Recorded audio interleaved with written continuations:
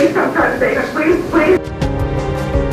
There was a young man inside the vehicle who had suffered an apparent gunshot wound to the head, and he was dead on the scene. I'll ask you, point blank, did you shoot Sean Powell? Yes. Every human being has a breaking point. Aaron and Sean Powell found Eric McLean's. Are you sure he's dead? Yeah. Oh my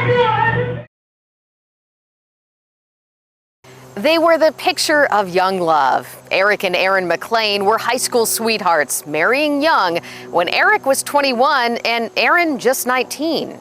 A decade later, they had 2 young sons and were living in a modest home here on Coker Avenue in North Knoxville. But a call from inside that home on March 10, 2007 would reveal a secret relationship that shattered a community and ended a teenager's life with a single gunshot. And why is he there? Has he given you any indication as to why he's been being there? He wants to start a fight. With who? With me. Why?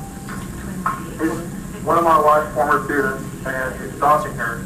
That former student was 18-year-old Sean Powell. He was at the McLean's home that night, and within 7 minutes of that first 911 call, he was dead. I have been killed. Someone please come try to save us, please, please. I think he's dead. Sean Powell, someone please hurry up. How do you know Sean? He used to be one of my students. Will you please come save him? When Knoxville police got to the scene, they found Sean Powell alone and dead in his car. Eric McLean was nowhere to be found. His wife, Erin McLean, was frantic. Are you sure he's dead?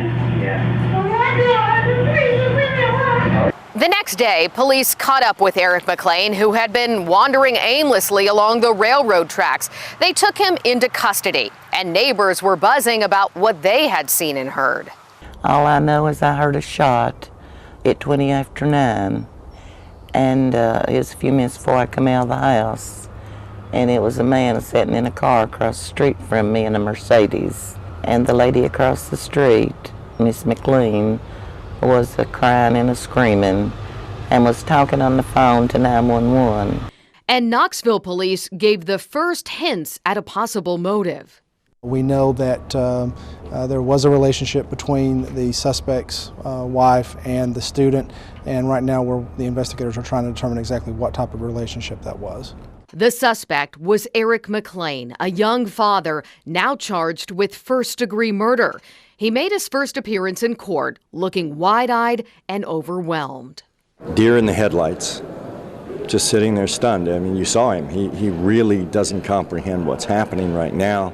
Bruce Poston was appointed as Eric McLean's attorney, and he made clear from the get-go how this case would play out in court. This is probably not going to be a whodunit. It's going to be a what happened and why. Details of what happened and why started to spill out in court, and we learned more about the teenager at the center of it all, Sean Powell. I mean, ain't no person the type of person that deserved death, and he was not that kind of person, but he was different though, his own person. Sean Powell grew up with a struggling single mom, Deborah Flynn, who put him up for adoption when he was 6 years old. He ended up with a loving family, the Powells, got counseling, and went away to an expensive boarding school.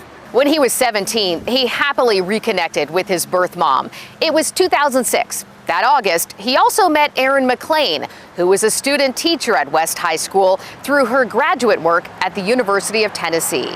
By November of that year, Sean Powell was suspended from school and never returned. The next month, he was in rehab for alcohol abuse. And months after that, he was dead.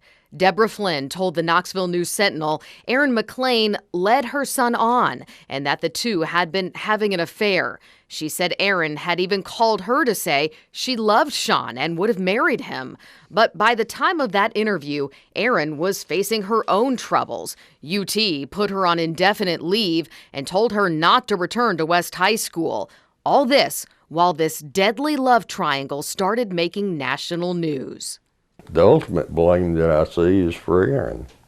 You know, if she had conducted herself in a professional manner in the school system, none of this we wouldn't be talking right now.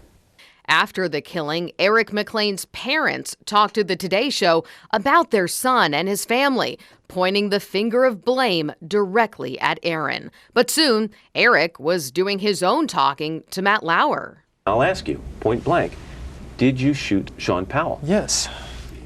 Eric admitted to Matt what many had already suspected. He pulled the trigger.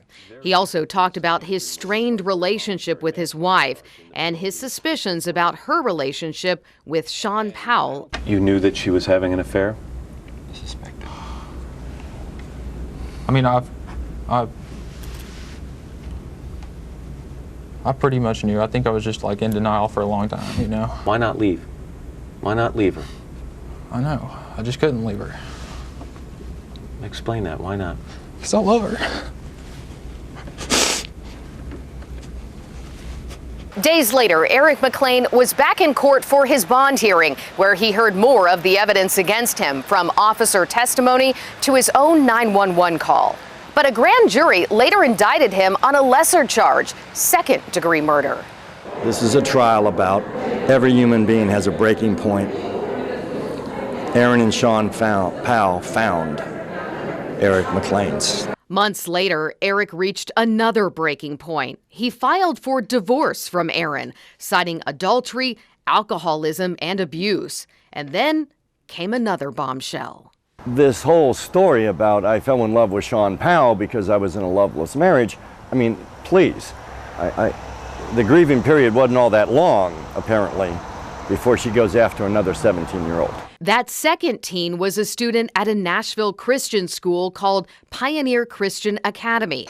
His mother called attorney Bruce Poston to tell him Aaron McLean was her son's teacher. Aaron McLean allegedly made 22 phone calls to this boy's house on Saturday evening. And according to the parents, she was at a motel asking him to come over. Poston said Aaron was going by her maiden name, Myers, because she'd been turned down for a job with the Nashville school system. But when the headmaster at that Christian school made the connection, he fired her. She wasn't forthcoming in her answers and what was on her resume and that sort of thing. In the days that followed, Erin McLean was taken to a mental health institute in Middle Tennessee. Her mother got emergency custody of the boys, but then came another twist. Erin checked out of the mental hospital, broke into her mom's home, and disappeared with her sons. How many children? 2 children, and she is probably messed up and is mentally, what are their ages? 7 and 11. You said she just got out of a mental hospital? Yes. When? But they won't tell us sometime this week. Went in through a window to that home, took the 2 boys without her mother knowing. Didn't pack clothes for them or anything. We kind of think one of them doesn't even have shoes. Took them, put them in a car, and took off. Erin left a message for her uncle saying she had a job, a roommate, and her 2 boys, and reportedly took off to California. A judge awarded Eric supervised visits with his children, but his estranged wife was nowhere to be found.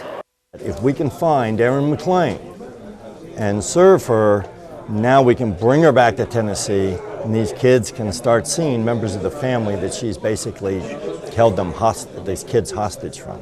But in the midst of that custody battle, Eric McLean faced a new challenge in his legal fight. In December, another grand jury returned an indictment, raising his charges back to first-degree murder.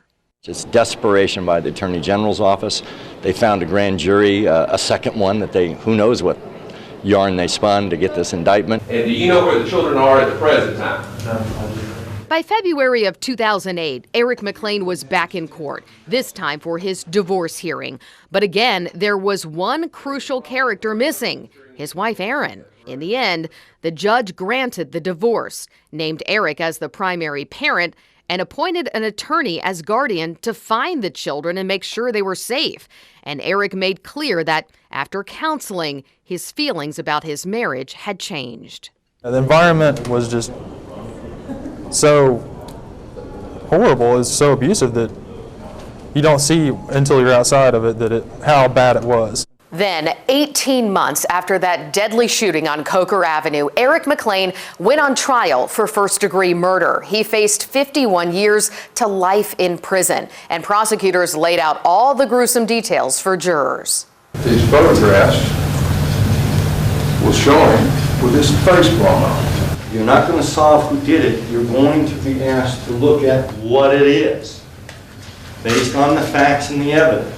The trial stretched on for days. The jurors heard arguments from the attorneys, listened to witnesses, saw dash cam video, and heard 911 calls. Prosecutors described a man on a murder mission, while the defense painted a picture of a man who blamed himself and wanted to die, even writing a suicide note. I never thought I would actually kill myself, though I've wanted to die many times. Now I have to. I have nothing left to look forward to. McLean also had written a letter to Sean Powell. Dear Sean Powell, you have had my wife for several months. Now it is clear to me that I've lost my family. The fifth day of the trial focused on Sean Powell, and the jurors heard from both his birth mother, Deborah Flynn, and adoptive mother, Scarlett Powell. I picked up the phone. I didn't notice it. I just picked the phone up. And a woman said, Sean's been shot, he's dead. Okay. And then I looked on the phone and it said Aaron. I said, who shot him? And she said, the psychopath. And I said, well, what's his name? She said, I don't know. And I said, you know he's a psychopath, but you don't know his name? They would, of course, later learn the name Eric McLean. And on day 6 of the trial, the jurors saw the raw moments from his police interrogation. You know what you did, though? You know you shot Sean. You know what Sean said. During that interrogation, the officer also asked McLean to write a letter to the Powell family, which never got delivered but was read in court. Nothing I say or do now can change anything or make your loss any easier to bear. I'm so sorry for everything. I have 2 boys of my own, and I can't imagine how it feels for you to lose a child and brother. Day 7 of the trial brought another surprise, this time having nothing to do with the case. A bomb threat forced everyone to evacuate the building. Out of an abundance of caution, the Sheriff's Department and the bomb squads will clear the building. That means that we will not be able to remain in the building, and I would not want you to anyway. You must leave and make sure that you're safe. Then it was time to hear from the defendant himself. Eric McLean took the stand and described what he said happened the night Sean Powell was killed. He grabbed the barrel, and then what'd you do? I jerked back, but I guess I didn't really feel he either let go of it or I jerked it out of his hand, and I'm not sure which one, but I jerked back and it went off. You know he'd been shot. You have to say yes. Yes, sir.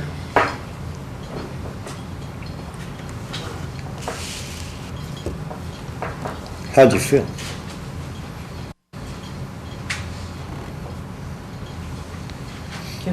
I'm sorry, I couldn't believe it. If that was his plan, we'd know where Aaron McLean is, wouldn't we? It was day 8 when the third person in this love triangle took center stage, Aaron McLean. You don't know where your kids are, do you? No, sir. But you have heard who your wife has living with them. Yes, sir. How old's that person? 18 or 19. How do you feel about that? Sick. Objection, Your Honor. Then, after a week of testimony and 10 hours of jury deliberations, it was time for the verdict. Mr. McLean, would you please stand and face the jury, sir? Mr. Rohr, what is the verdict of the jury as to the charge of premeditated first-degree murder? The verdict was not guilty. For second-degree murder, also not guilty. Voluntary manslaughter, again, not guilty. Instead, the jury found Eric McLean guilty of reckless homicide for the shooting death of Sean Powell. The teen's family left the courtroom devastated. I thought he'd get first-degree murder. You know, he shot my son in the face. There's nothing left of his face. You know, And I'm sure he's celebrating today. Sean's birth mom, Deborah Flynn, was visibly upset. You know, I wouldn't have any grandchildren. I wouldn't have any grandchildren. Flynn was gutted and had choice words for Eric McLean's attorney, Bruce Poston. Yeah, liar. L-I-A-R. Bruce Poston's a liar. Remember, someone still died, and this man will never forget that. He's always going to be marked on it. It's always, I think, sad when you have a young man dead and another man who's been convicted of a felony. I mean, there's no joy in this kind of work. I was physically ill when court first started, and you know, once I got it off my chest and had it out there, I felt like a big weight had been lifted off me. After the verdict, Eric McLean was back on national television, telling Matt Lauer why he thought the jury made the decision to convict him on a lesser charge. I think when everybody understood what happened and heard exactly what happened, that they knew that it wasn't intentional, and that it changed a lot of ideas about what really went on. The next month, in October of 2008, came another breakthrough in this ongoing saga. Erin McLean was found in Austin, Texas, with her 2 boys and an 18-year-old boyfriend. The children came back here to East Tennessee to live with Erin's mother. Eric was still not allowed to see them. The public needs to realize that these children have been through a lot, and they've had a very emotional year and a half, and they need to be kept out of the limelight as much as possible. They need to be allowed to be children. They don't need to be a spectacle. They don't need to be, they're normal kids. That same month, it was time for Erin to finally appear in court for a custody hearing. But then there was another courtroom twist. She was charged with contempt after she contacted her children several times against court orders.